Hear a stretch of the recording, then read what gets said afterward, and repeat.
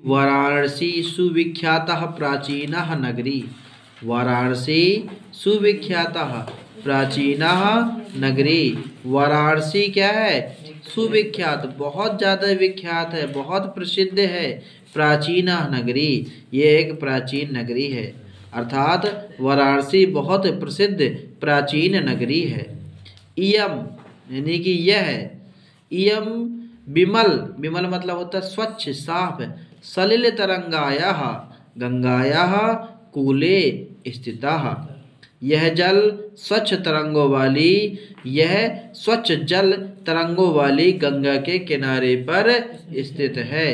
इयम विमल सलिल तरंगायाः गंगायाः कूले स्थितः, यानी कि ये जो नगरी है गंगा के किनारे, बहुत ही स्वच्छ जल तरंगों वाली गंगा के किनारे पर स्थित है।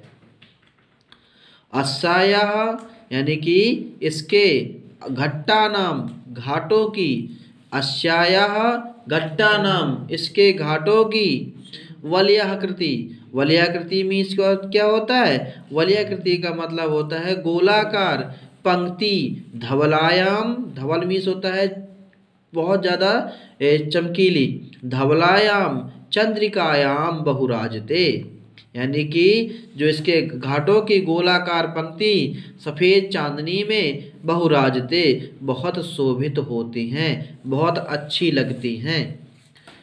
अगणितः यानी कि बहुत सारे, पर्यटकः यानी कि यात्री, दूर दूर से आने वाले यात्री, सुदूरेभ्यः दूर दूर से यहाँ आते हैं, देशेभ्यः दूर दूर देश के आते हैं, बहुत दूर दूर के देशों से यहाँ पर यात्री आते हैं। नित्यम रोज, दिन प्रतिदिन, अत्र यहाँ पर आयान्ति आते हैं, यानी कि बहुत दूर दूर से यात्री, असंख्य यात्री दूर दूर के देशों से यहाँ आते हैं, दूर दूर के देशों से यहाँ आते हैं। अस्यायाः घट्टा नाम, अस्यायाः घट्टा नाम, इसकी घाटों की चा शोभाम विलोक इमाम बहु प्रशंसति, इसके घाटों की शोभा देखकर इमाम बहु प्रशंसति, इसकी बहुत ज़्यादा प्रशंसा करते हैं। एक बार फिर से देखते हैं कि वाराणसी सुविख्यातः प्राचीनः नगरी, इयं विमल सलिल तरंगायाः गंगायाः कूले स्थितः। अस्यायाः घट्टानां वलयाकृति पंक्ति धवलां चंद्रिकायां बहुराजते। अगणितः पर्यटकाः सुदूरेभ्यः देशेभ्यः नित्यम् अत्र आयान्ति। अस्यायाः घट्टानां च शोभां विलोक्य इमां बहु प्रशंसति, अर्थात वाराणसी बहुत प्राचीन नगरी है। यह स्वच्छ जल तरंगों वाली गंगा के किनारे स्थित है। इसके घाटों की गोलाकार पंक्ति सफ़ेद चांदनी में बहुत शोभित होती है।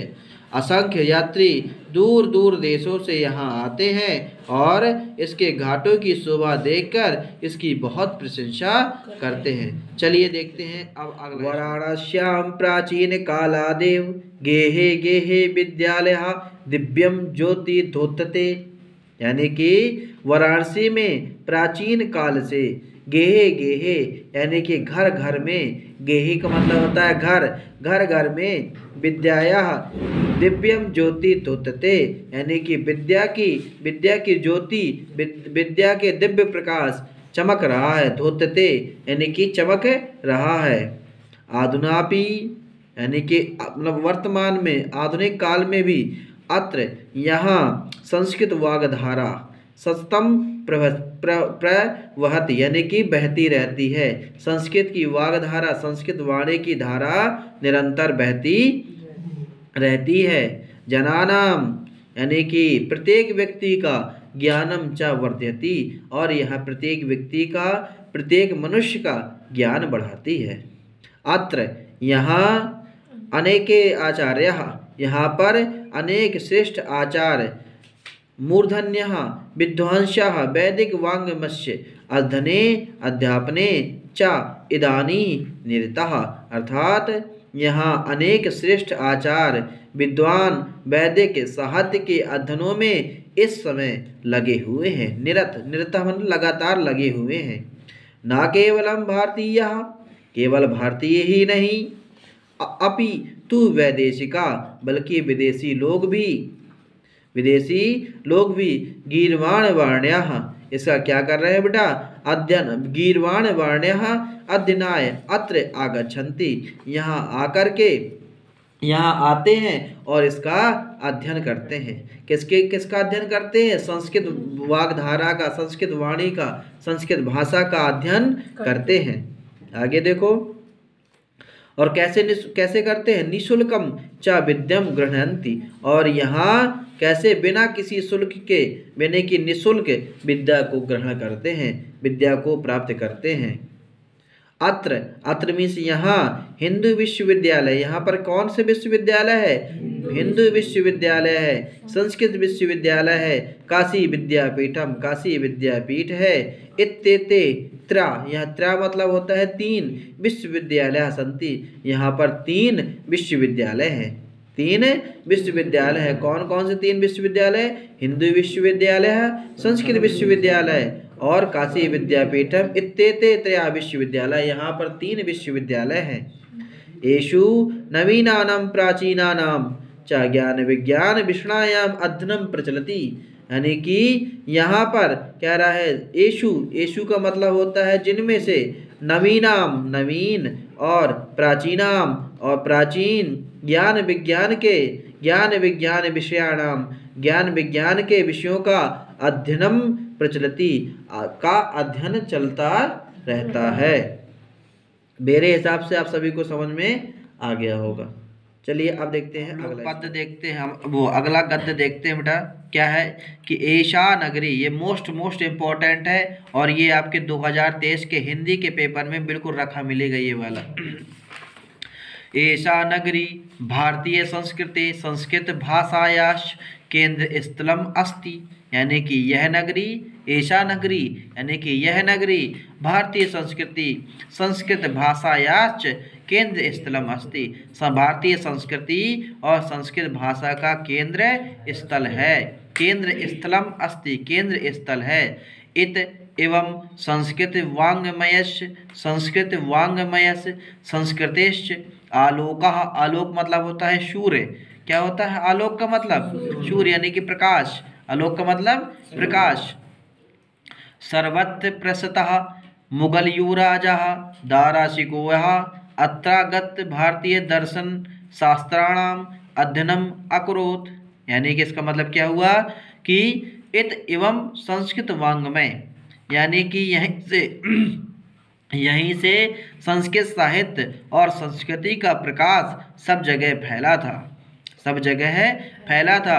मुगल युवराज दारा शिकोह ने यहाँ आकर के भारतीय दर्शन शास्त्राणा, यानी कि भारतीय दर्शन शास्त्रों का अध्ययन किया था। सामीज होता है वह, सह तेषाम ज्ञानेन, वह उनके ज्ञान से, तथा प्रभाविता अभवत, इतना ज़्यादा ऐसा प्रभावित हुआ, वह उनके ज्ञान से ऐसा प्रभावित हुआ कि यत तेन उपनिषदाम अनुवादा फारसी भाषायाम कारिता, कि उसने उपनिषदों का अनुवाद फारसी भाषा में करा दिया। यानी कि वो इतना ज़्यादा संस्कृत भाषा से प्रभावित हो गया कि उसने सभी जितने भी हमारे उपनिषद थे उन सभी का उसने फारसी भाषा में अनुवाद करा दिया। ठीक, चलिए देखते हैं अब अगला गद्य खंड देखते हैं क्या है, वाराणसी चैप्टर का ही है। और देखते हैं कि इयम नगरी विविध धर्माणाम संगम स्थली, इयम नगरी, यह नगरी, विविध धर्माणाम यानी कि कई धर्मों की संगम स्थली है।